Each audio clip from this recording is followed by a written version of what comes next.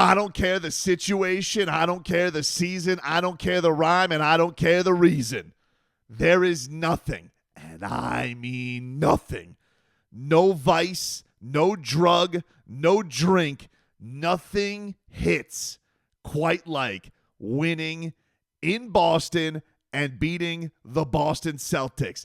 And it definitely feels grand to do it, to continue their win streak, 6 straight for the Miami Heat, snap the Boston Celtics, the hottest team in the Eastern Conference, no more, and to go into their place, kick their ass so bad that their jiu-jitsu-loving coach decided, you know what?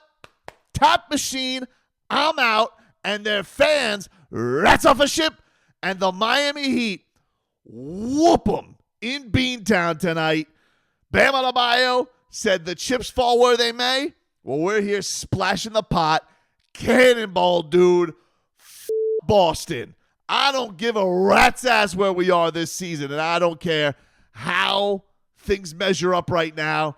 That's good. And let me just tell you something. Let me just say something real quick to Eric Spoelstra.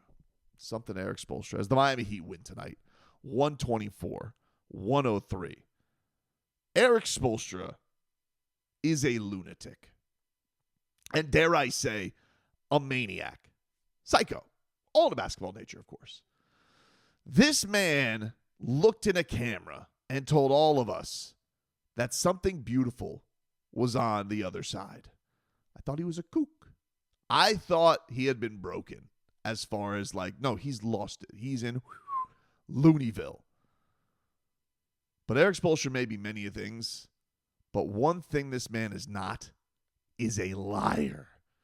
And some way, somehow, a team that found itself blowing double-digit lead after double-digit lead, pooping their pants every fourth quarter, losing to the likes of the Hornets, finding ways to just yak it up left and right, and things today felt a little familiar to that until they didn't. And I think, ladies and gentlemen, I don't know, but I don't know, I think the Heat may be back. They could be back. It's possible the Miami Heat are back. I'm not sure that they're back, but this feels very much like the Heat are back. Maybe you would look at the record and you say it's a ridiculous thing to say that the Heat are back. I think the Miami Heat may be back. I think this is the Miami Heat being back, dude. And let me just say something. You can call me Wild Heat Coyote all you want. You can mock me. Meet.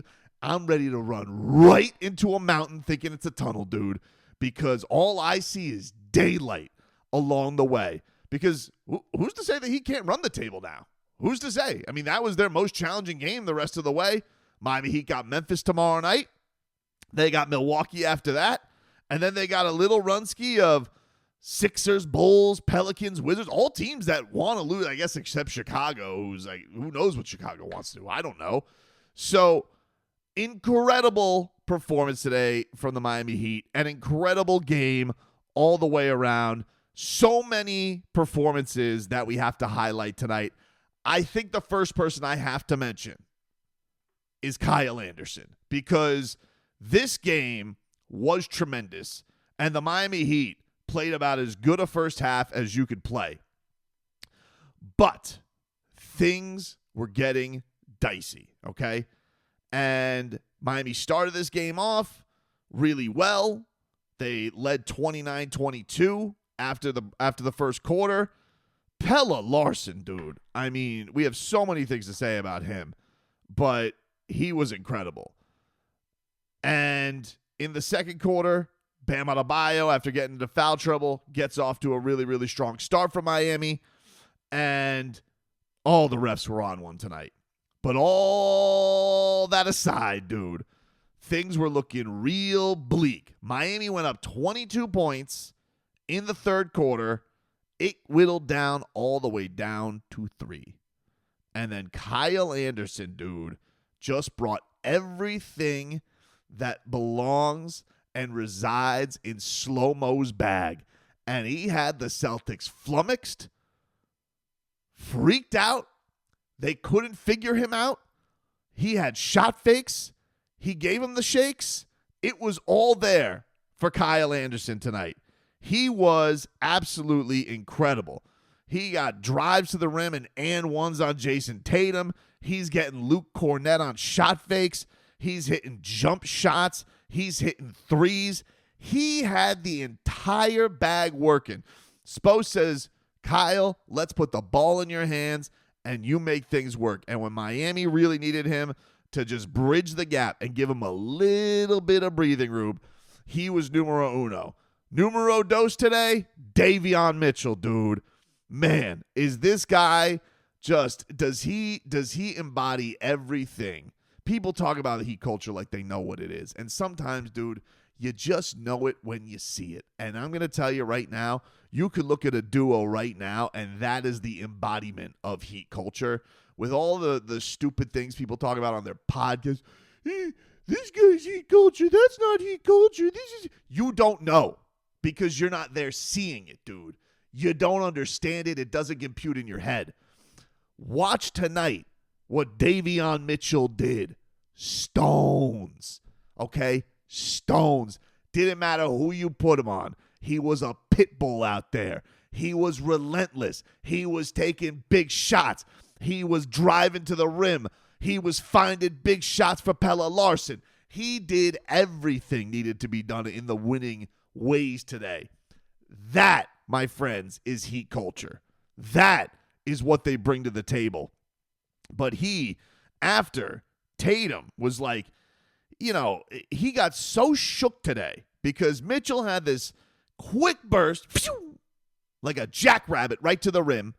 Then Tatum gets teed up because Davion Mitchell is just defending me too hard. What a whiny baby this Jason Tatum is. He does more forearm shivers out here than a damn running back. And he's like, hands up to the referees nonstop. And meanwhile, they actually fall for it. Tyler Herro was getting like whack-a-mole the entire second half. No calls. Pelle Larsson basically mauled all second half. No calls. And look, the referees obviously had everybody frustrated tonight. Davion Mitchell got teed up. Jason Tatum got teed up. Joe Mazzulla gave him, I mean, he went full potty mouth. He gave him the full you. And I was like, whoa, that's not a double T? Send his ass home? Apparently not. You know what? Glad that we kept Joe out there. Great. I'm glad he got to witness this. But Tatum gets all flustered that Davion Mitchell's defending him too well. He gets teed up. And then Davion Mitchell goes, how about a 3 for your ass to give our lead back to double digits? And I was like, dude, we are off to the races. We talked about Kyle Anderson, then feeding him a foul after that. And Miami was looking smooth, dude. And I was enjoying the holy hell out of it. At the end of that third quarter, you had Kel'el Ware, who, like, they threw ISO'd on Jason Tatum a lot, and it had a lot of success today. And, like, they're like, you know what? Get your Bam on, Kel'el. Let's see. This is the switch we got. Now, sometimes it would lead to, you know, nobody being on Luke Cornett. And, you know, his Amish-looking ass was just, like, shooting there like grandmama, just going with the churning of butter. He was right there for buckets. But it was something. It was something to watch this team today. And everybody, that third quarter, it basically happened to the Miami Heat in the midst of this losing streak. Mere weeks ago when they lose 103-91. Miami in that game was holding their own against Boston, and then it just all unraveled on Miami. And this is that, you know, I remember just being furious that night because I'm just like, how has it come this far where you have been toe to toe with this franchise and you have fallen from such grace. And tonight, I just thought you had so many of those things where you go into that building. We've seen so many good performances from guys on the bench, and this bench tonight, which really Spo just went 8 until they emptied the roster. He, you know, everybody not only showed up but showed out with like aggressiveness tonight on the bench. You got 19 from Kyle Anderson, 13 from Davion Mitchell, and 10 from Haywood Highsmith. You know, so just an unbelievable performance from these two, giving you everything you need. What is that, 42 points from these three? Just incredible. Incredible performance from them, and it all the way feels like the catalyst as to what got Miami this win tonight. But Miami goes into that fourth quarter, and they're still, that Boston's going to make their push and they're going to try and bring something. But dude, it was just like Kyle Anderson just had like move after he shot faking the three, goes to the rim. And then you get to a point where Davion Mitchell finds Kalel for the lob. Boston calls timeout with about 7 minutes. And I'm wondering where Miami's going to go here, because you're thinking to yourself, all right, Kyle Anderson's played a lot, but are you going to take him out with how good he's been playing? You going to take Kalel Ware out? Like, you going to leave the size and second chance points out there? Or are you going to take Pelle? And Spo actually goes Kyle, because Kyle had been playing so much. And you come right out of that. Bam gets the runner from Herro. Great two-man game from them. And then Bam has a beautiful find to Kalel Ware. Gets him to the free throw line to extend the lead. And then you get two monster threes. Pelle Larsson with some big Swedish meatballs, dude, with a Swedish swish to put Miami up 108-95. And then Pelle finds Davion Mitchell for another three, puts the Heat up 15. The Celtics call timeout. Even with 5 minutes left, Joe Mazzulla said, no mas, dude. He didn't want no more. And Miami ends up with the 124-103 win. 6 straight wins for the Miami Heat. And, I mean, you cannot speak glowingly enough about what Pelle Larsson has brought to this basketball team. This dude is flying all over the place. And he was giving Tatum the business. He was just attacking the rim with relentlessness. What do you have, 7 free throws in the first quarter because he was just flying all over the place? And you're just like, those are the things that when you talk about Miami maybe having talent deficit or whatever, like those in-between plays, you go back to like back in the day when Miami had that like dive on the floor from Pelle, and you're like, wow, we haven't seen enough of that this year. It was weird that we were almost complimenting it like we had seen a space hand. It's like, oh yeah, I recognize that. That is playing your ass off. That is being a Miami Heat player. And Pelle Larsson has gotten this chance with the injuries to the starting lineup. And the dude has mother bleeping flourished. He has completely taken off. This is unbelievable what he's bringing to the team. From my guy Simon Sperling on Twitter, in the 7 games of playing 25 minutes or more, Pelle Larsson is a plus 94 for the Miami Heat. Jesus. This kid is he just brings a ferocity. And dude, he comes out of the gate he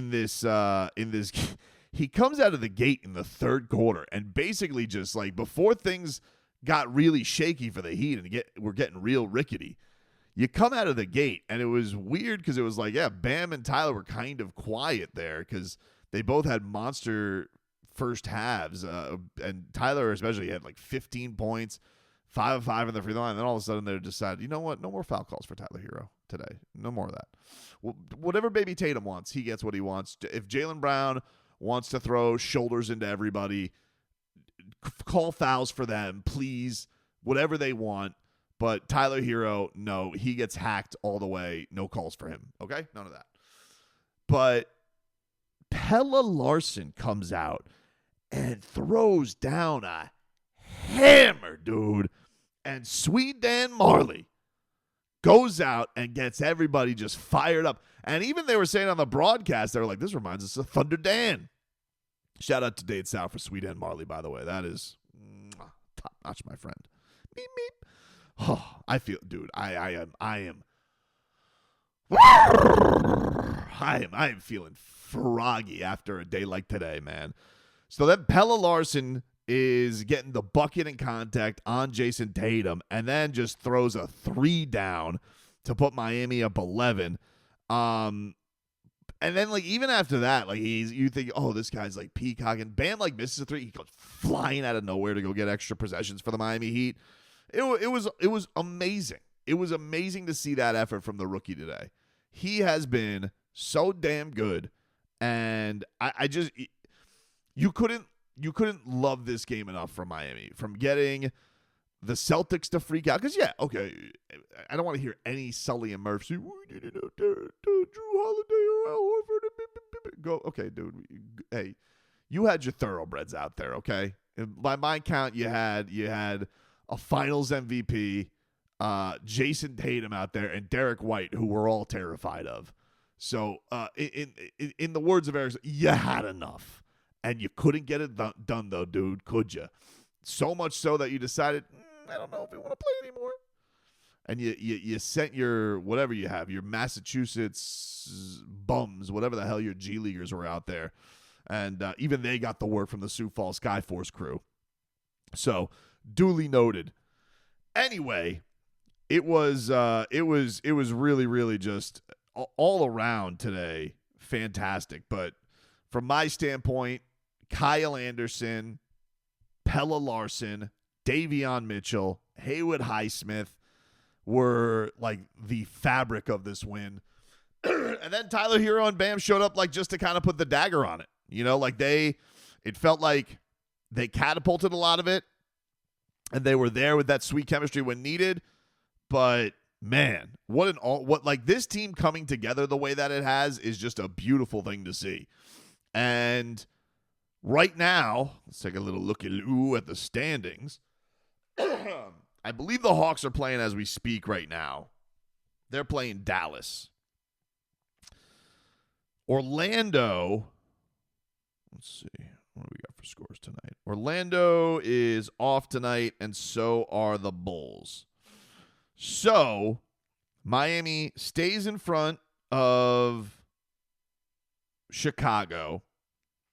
By the time this could, they could either be within a half game of Atlanta, or they'll still be a game and a half back of them. So we'll keep an eye on that. But obviously, you're going to put yourself in a position where it's like if you get into that 7-8 slot, you could win and then end up being the 7. We could end up with the series against Boston. Or you could be, if you stay in the 9, you're going to have to win that and then win another to get the matchup against the Cavaliers. And there'll be plenty of talk about like what this Heat team is actually going to have to do in the playoffs, because this is now like where it's heading. Because I looked at these 4 teams, I'm like, I don't think that he could beat any of these teams a mere 2 weeks ago. And now it's like, well, they just took out the champs. They literally can beat, it feels like now, any team on the planet. That's the glue they're all playing with together. And, you know, and you have, look, they've gotten criticism when due, and I think deserve criticism for where the team was, but they also deserve all the praise in the world. And Tyler Herro and Bam Adebayo, their leadership has effused through this locker room. It has given the confidence to everybody, and they have been absolutely fantastic. Kel'el Ware, he's taken the challenge after some struggles in the losing streak, and he is now getting the trust to Spo. It's like, hey, dude, go handle Jason Tatum if you got him on a switch. Go see what you got. Like, let's make things happen. Bam's looking for him in key moments in the fourth quarter, so you got to love that.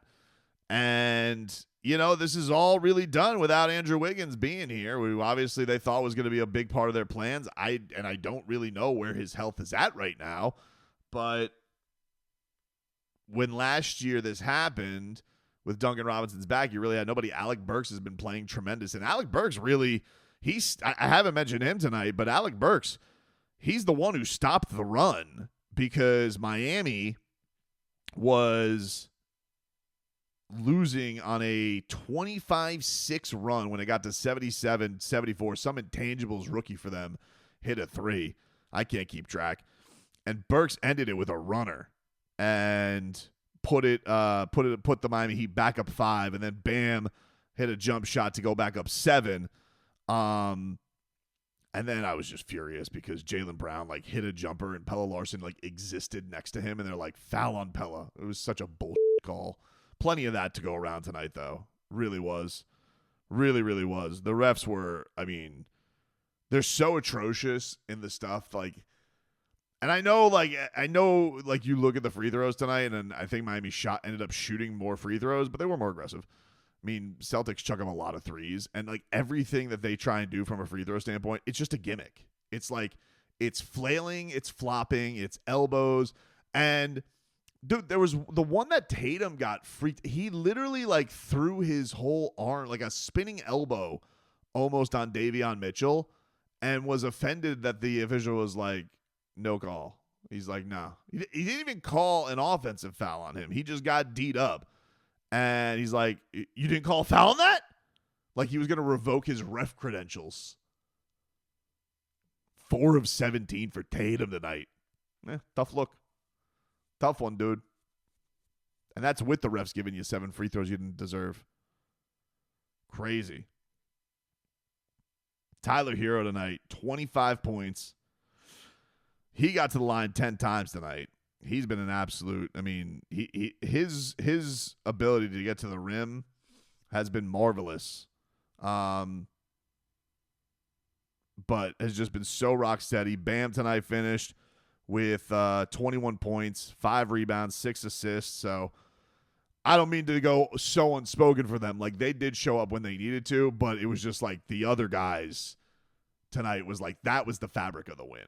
Like, it's not that the stars weren't important. It's just that the other guys were just like, wow. Like, you were captivated by it, dude. It was awesome. And Spo, I don't know how you always know, dude. I don't know how you always know. I don't even know if you were telling the truth and you were lying just to be brave. But you are brave. Braver than I. A beautiful basketball maniac. And you said something beautiful was on the other side, and this thing is starting to look real, real pretty for the Miami Heat.